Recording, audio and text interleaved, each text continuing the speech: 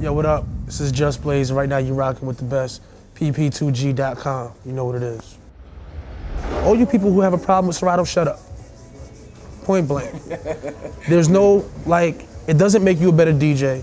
It doesn't scratch for you. It doesn't mix for you. It doesn't do anything but play the music that you would normally be playing from your turntables. So if you want to go, and this is coming from somebody who has 20,000 pieces of vinyl. If you want to go and run around with your vinyl and get it all dusty and scratched up and break your back carrying 15 crates across the world, then go ahead and do so. But shut up. Because there's keeping it real. No, you're keeping it real dinosauristic. I'm gonna make up a word. You're keeping it real dinosauristic. I'm gonna put it to you like this. When the concept of the DJ first came about, okay? There were no mixers, there were no crossfaders, there were no 1200s, okay? You had in the 50s, you would have a dude who had two huge suitcases plugged into like an amp basically that just had two inputs, and he had to stop one record and start the next. Okay, then they came up with the concept of a mixer, which just had 4 in and out. Didn't even have faders. It was just off and on. You know what I mean? It was just, or I'm seeing it had 4 on/off switches. Okay, now was the person who was using the mixer not keeping it real because the other dude had to use the little amp box? No. So then what happened?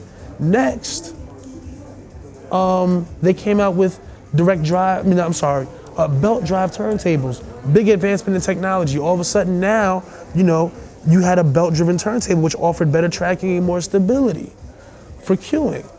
Okay, so is the person who was using that cheating and not keeping it real? No, you would never think that. Okay, so then they came out with direct drive turntables like the Technics 1200. So are you telling me that the DJs who used the 1200s were cheating because they can scratch easier? Because we all know belt drive turntables, you can't really scratch on them because the platters aren't stable because there's a belt running underneath them. With the direct drive, it's just a motor. So now you can scratch easier without less worry, and you have better sound. However, you could still scratch on a belt drive turntable. That's how I came up. Was I cheating when I bought my 1200s? No, I was using technology to my advantage. Just like Grandmaster Flash, Grand Wizard Theodore, Africa Bambaataa, and every other DJ did when direct drive turntables came out. They left their belt drive turntables behind and bought new ones. And none of them, we would never think to call any of them cheaters. But all they were doing was using the new technology to their advantage. Okay, so now you fast forward, CDJs came out. Oh, wait a minute. Now you can just scratch CDs and they sound just like you're scratching vinyl. It may feel a little bit different, but you can translate it. Are you cheating now? Because you're using a CD instead of a piece of vinyl? Like, no. What it comes down to is the fact that every few years there are going to be advancements in technology and you either stick with them or you don't. And if you don't, you will eventually be, why aren't you using an 8mm camera to tape this? Yeah. You're a cheater. Yeah, don't tell anybody. Yeah, exactly. Use the technology to your advantage. He can go shoot a movie on that and have it shown in the theater if he wanted to. And that I have one of those cameras. $6-7 grand, you're in there, you're good.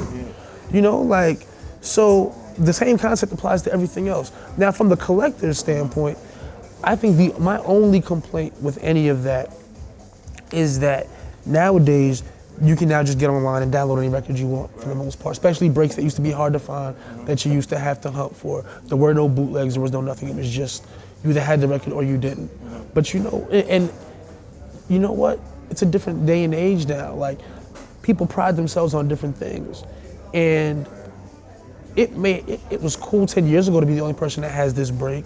But you know what? You're not special anymore because you can go download it. So now you have to stay with it. You can still be the man within your circle, but it is what it is. So how do you separate that? Because what I was gonna say is, don't get me wrong. Like I said, this is coming from somebody who prides themselves on having tons of vinyl, and just about every break there ever was, and in original pressings and test pressings and promo only versions and remixes and the special 12-inch that only has the acapella. Like, I love all of that. Let's do it. I'll go to the store and drop 100 on a 12-inch. But you gotta separate the two. Just because a DJ is not playing the original pressing on vinyl does not make him a bad DJ. Most of the time, it just means he's a smart DJ. Like, I busted my behind for 12 years, running 7-8 years with crates to parties. What? Those days are over. Yeah, exactly. Like, why would I punish myself so I can keep it real? You know, like, and in closing, like I said, none of that stuff scratches for you, doesn't mix for you, it doesn't cut for you, it doesn't crossfade for you. The most it might do is tell you what the BPMs are, and even then those BPM counters don't work.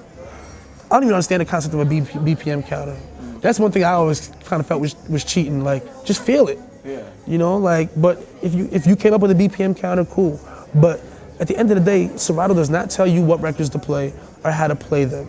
So you still have a lot to learn, even if you start out on 1200s or you started out on Serato. You know what I mean? Like, It still boils down to skills. exactly. It still boils down to how good of a DJ are you. So that's that. Argument closed.